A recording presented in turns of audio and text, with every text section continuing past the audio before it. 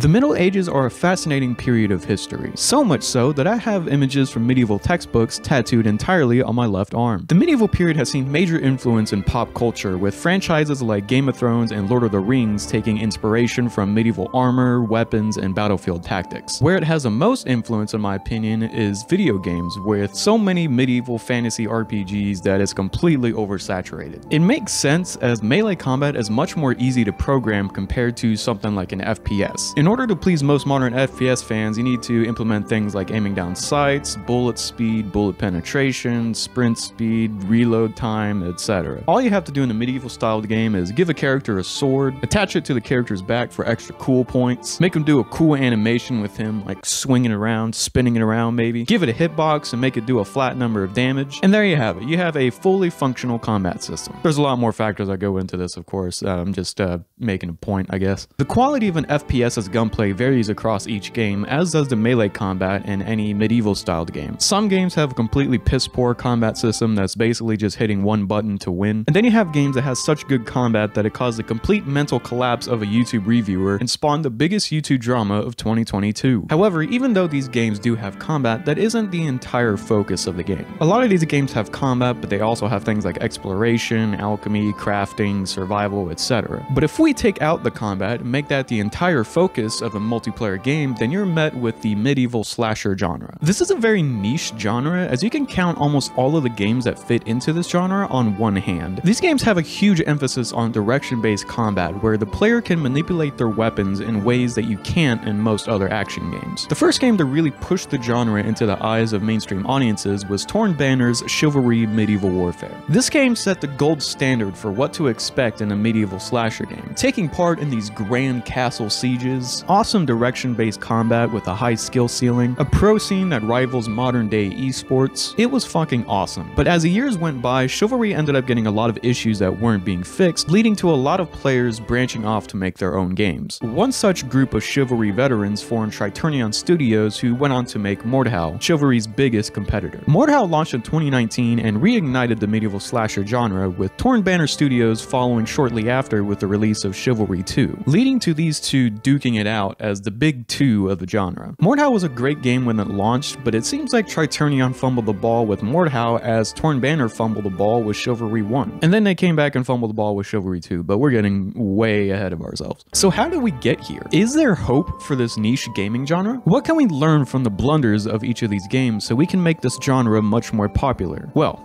let's dive in and find out. I'm not going to be analyzing a single game or even two games. I'm going to be analyzing an entire genre.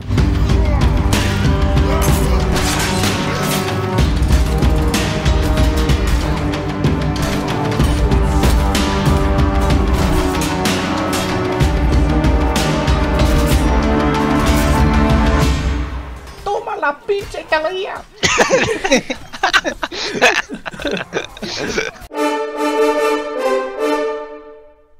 We can't really talk about how the state of the genre came to be without talking about how the medieval slasher genre itself came to be. The criteria as to what constitutes as a medieval slasher can be fairly vague, as you could consider any medieval game with sword fighting to be a medieval slasher. For the ease of explanation, we'll say that a medieval slasher is a primarily online multiplayer action game that's heavily focused on direction-based melee combat with a first-person camera perspective. Sorry to all you For Honor players and War of the Roses players, if you're still alive. So in the year 2007, a group of modders made a total conversion mod for Half-Life 2 called Age of Chivalry, and yeah, that's definitely a Half-Life 2 mod. This game is more so a proof of concept rather than a ball-busting, edge-of-your-seat multiplayer experience, as there was a lot of potential with a first-person focused melee slasher game. So the developers of the mod went on to form Torn Banner Studios and produced the gift to medieval enthusiasts that was Chivalry Medieval Warfare.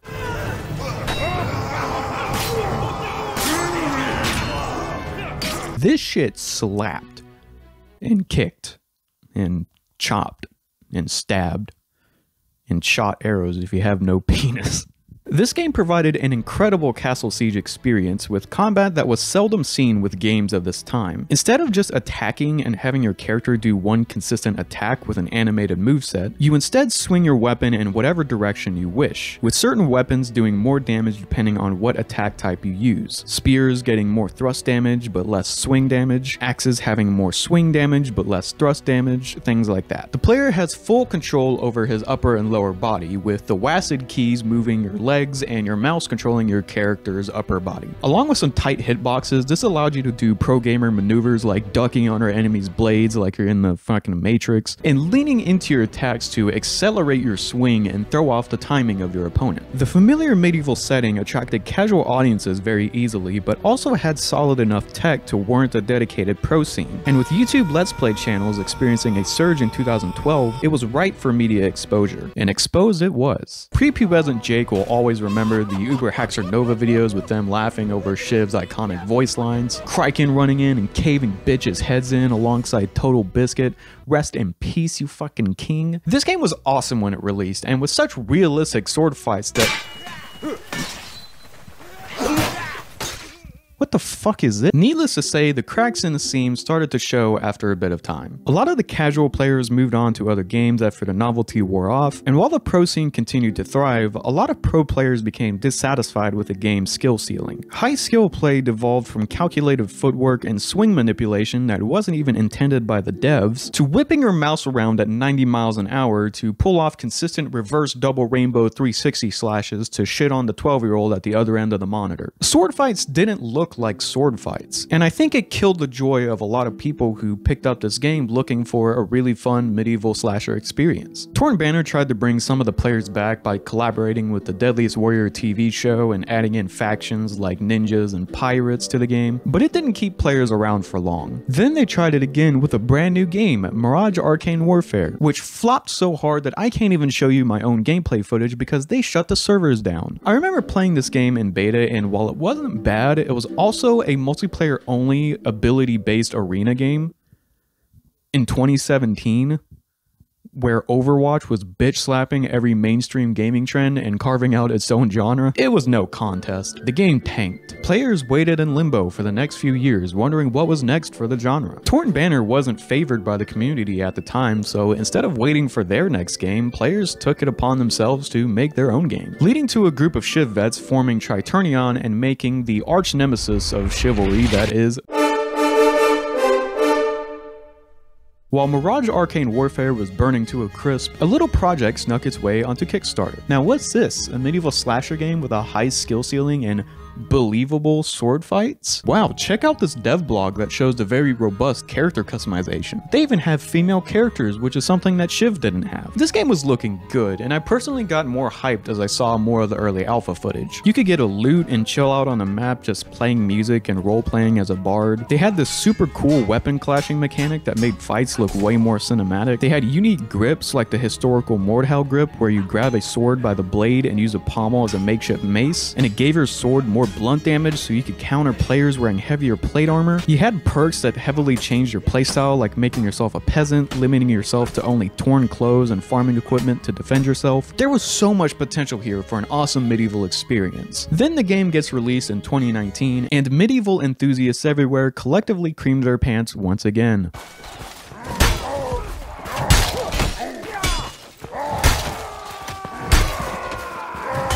The medieval slasher genre has successfully been resurrected. Players flocked to the servers in droves, playing 15th century Barbie and turning each other into pincushions. We hopped on the Battle Royale servers because this is a game in 2019 where PUBG was bitch slapping every mainstream gaming trend. We were joining duel servers and players were role-playing as referees, striped outfit and all. You had high-pitched, foppish voiced peasants surfing around on Pava shields. And now that Mordhau Steam charts is skyrocketing in player count, this caught the eye of Twitch streamers. Thus began another new wave of content creators, giving this genre the representation it deserves. We all can't forget when they made a Twitch Rivals tournament with a bunch of big streamers who were new to the game, and then inviting an actual fucking Shiv vet who wiped the floor with these poor bastards.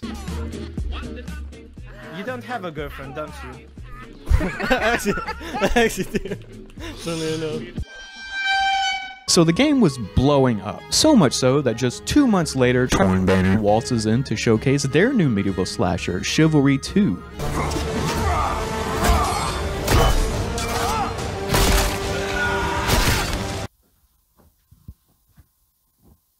Who the fuck would want to play this? The animations look super rigid and clunky compared to Mordhau's fluid combat. It's launching as an Epic Store exclusive, so it's essentially going to be a year-long demo as nobody wants to use a fucking Epic Store except to get free shit every 2 weeks. It's probably going to be riddled with microtransactions and horrible balancing issues like the first game had. Why would we play this game when we already have Mordhau trailblazing the Steam charts? We have better looking combat, better customization, and a better community of very nice and respectable.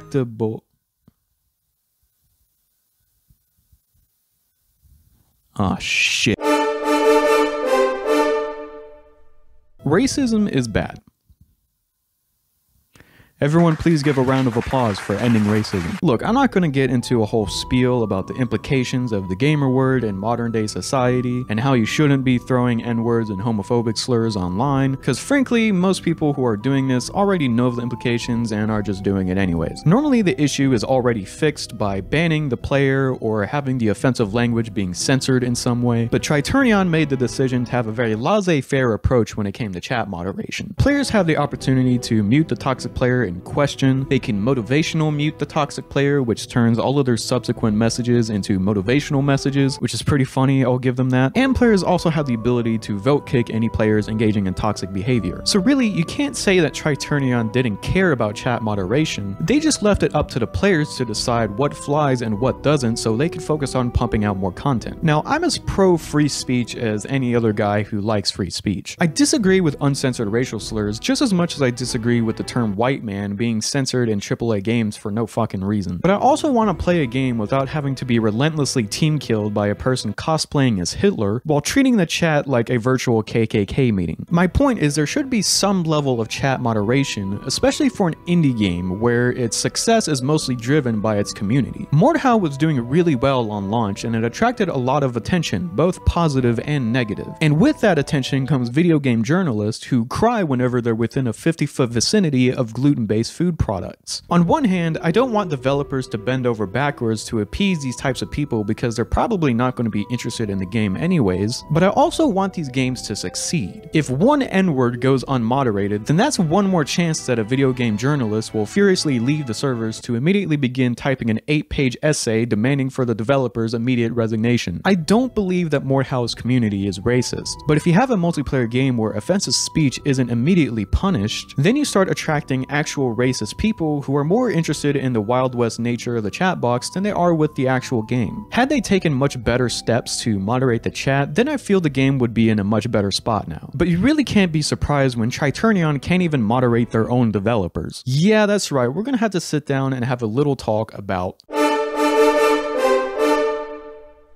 The talk about the immature player base segues nicely into this section, as I believe the reception from the developers significantly plays into this behavior. Once again, I need to stress that indie game developers are a breed apart from AAA game studios. Most of the drama that resides in these big league studios doesn't usually impact the games that they sell, as these studios are composed of thousands of people with differing beliefs and behaviors. One problematic person likely isn't going to spoil the product, especially if it's something like a big CEO that has little involvement with the development of the game, but small indie studios don't get this luxury. In fact, this drama gets amplified tenfold when you're creating a multiplayer indie game with a really dedicated pro scene. Not only do you have to conceptualize the game, you also have to develop the game, market the game, fix bugs, listen to feedback, and help retain the player base by regularly balancing the game and introducing more content. When you have so many factors to consider when making a game like this, it's important to maintain a positive image with your player base and tackle these issues with a professional demeanor. Meet Crush, one of the developers of Mordhau who is responsible for most of the combat balancing and animations. Now, I probably don't have to tell you how important of a job that is in a game like this, so let's see how he handles negative feedback and criticism of his combat balancing.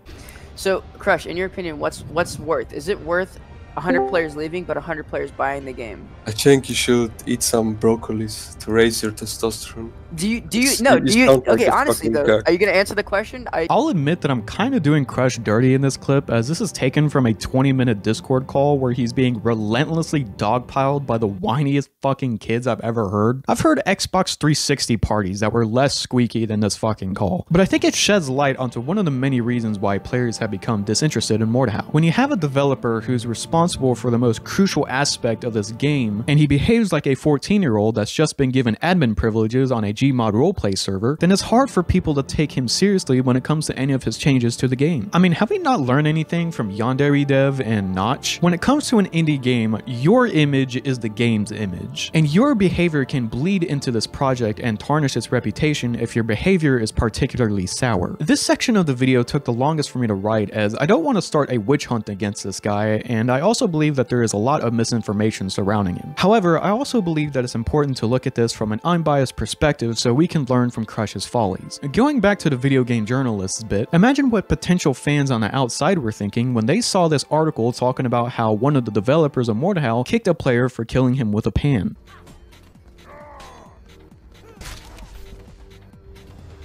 GG.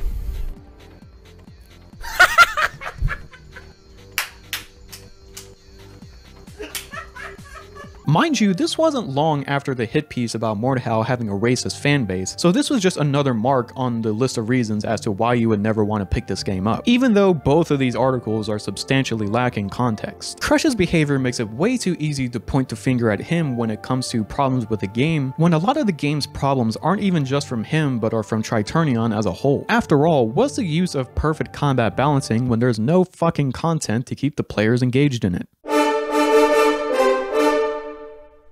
Triturnion really shot themselves in the foot when it comes to how they focus their content. You see, Mordhau launched with fairly basic game modes: TDM, free-for-all, battle royale, but the flagship game mode was Frontline. The game mode is kind of like Battlefield's Conquest mode, with two sides converging in the middle of the map to capture a point. Whichever team captures this point then pushes the enemy team back, and the game ends when one team is pushed completely back into their spawn, essentially creating this tug-of-war type game mode. While this wasn't a bad game mode at all, it's essentially just a large-scale TDM that moves around every once in a while. Compare that to Chivalry's team objective mode that had you killing peasants, burning houses, pushing siege equipment, and climbing ladders. Mordhau had some big shoes to fill. Triturnion went back to the drawing board and came up with the new flagship game mode for Mordhau, Invasion. This game mode was more in line with Chivalry's team objective mode, and it was not all that better. It was essentially just hold E on this thing, stand here for X amount of time, and then move on to the next objective where you do those two things almost over and over again. Not only that, but the maps that launched with the game were made with Frontline in mind and not Invasion, leading Triturnion to have to rebalance all of the maps to make it more in line with the Invasion mode, basically trying to push a square-shaped block into a circle-shaped hole. Okay, so maybe Triturnion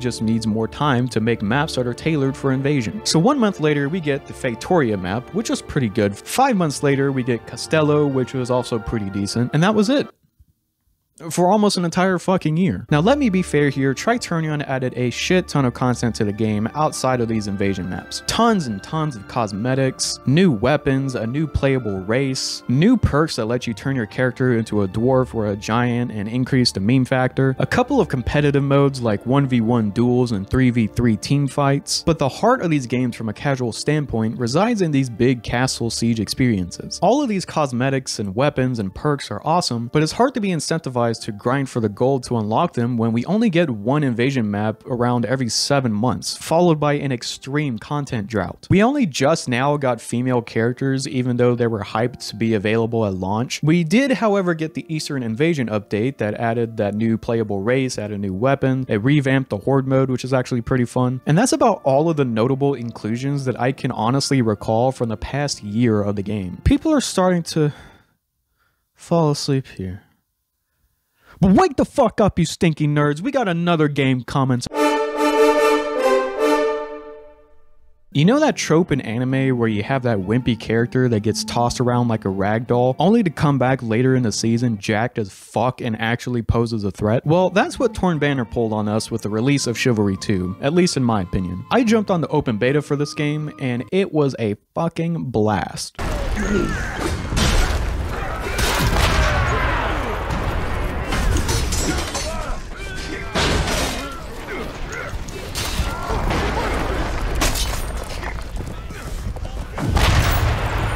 Torn Banner made some really ambitious changes to the combat of this game compared to Chivalry 1 and even Mordhau. Instead of having a timed parry, you now have a held block which is hard countered by a kick. You have a short range jab that you can use to interrupt people's attacks and regain your initiative. All melee weapons in the game can be thrown, as well as tons of miscellaneous objects scattered throughout the map like wagon wheels, severed heads, chickens, a fucking bear. There's a ton of other combat mechanics that I can't really explain for the sake of the length of the video, but combat isn't the only thing Torn Banner brought to the table. They definitely embraced the goofy nature of Chivalry 1 and cranked it up to 11. I never knew I needed a game where you can flex on players by beating the fuck out of them with an actual sandal, but this game provides that experience and it's glorious.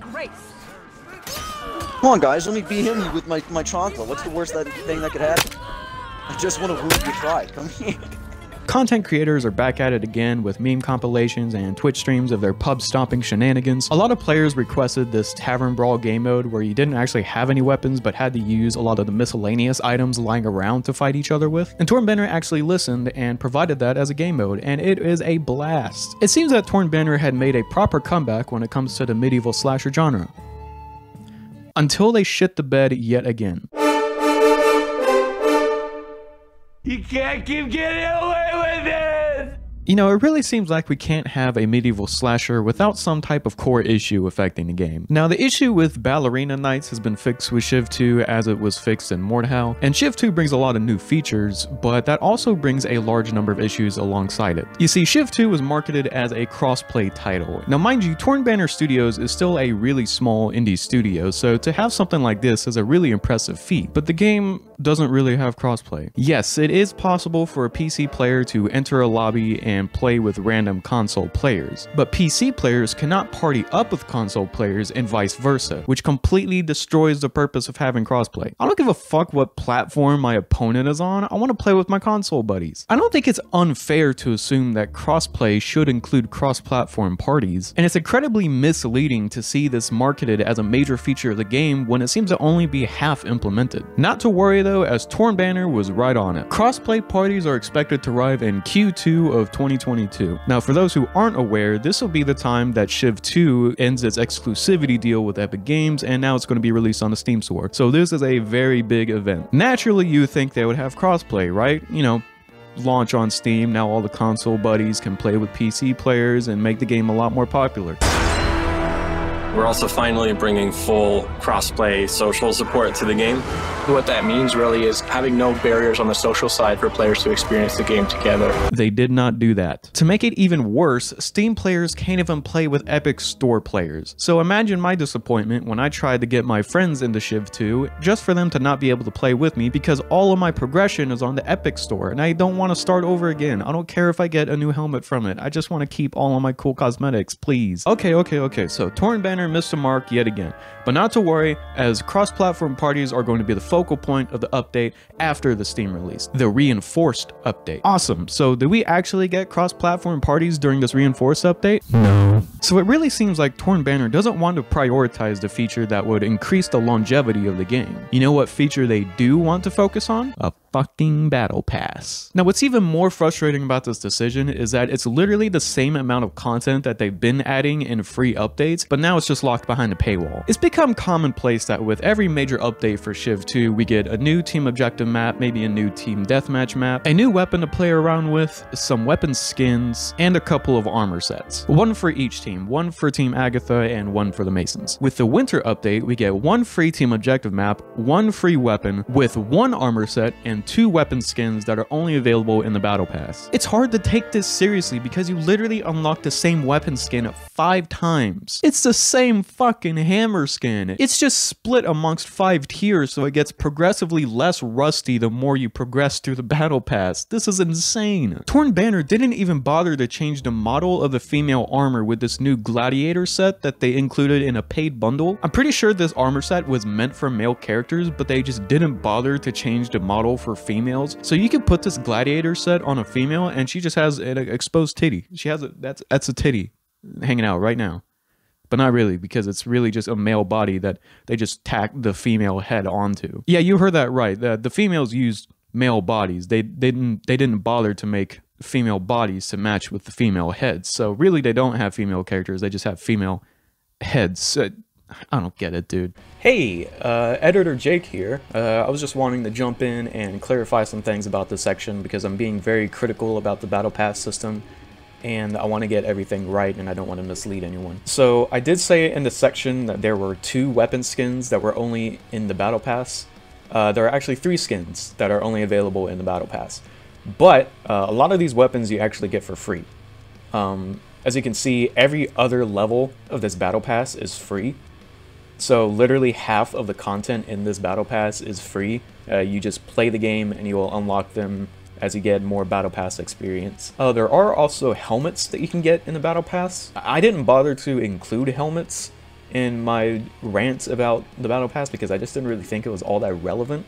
But there are 2 helmets that are split amongst multiple tiers, so you can unlock that in the Battle Pass if you want. Some of these are free, some of them are not. You can get the 1 armor skin that is included in the Battle Pass. You can get the basic version of that for free, so that's cool. You can also unlock a lot of currency for free, so I believe if you spend enough time playing through this, you will get enough currency to be able to purchase the premium Battle Pass without having to spend anything. So all in all, while I do think this is not what players have been asking for, I do think it is fairly benign of a Battle Pass. As you can see here, it also has no time limit, so you don't have to worry about FOMO. There's no missing out on any of this. None of this is timed. You can play this as long as you want. You can take a break and come back to it and progress through this Battle Pass later. Also, there is technically a weapon skin that was released for free outside of the Battle Pass, which is the skins to the quarterstaff, but I didn't include this in my rant because a lot of players just kind of expected there to be numerous skins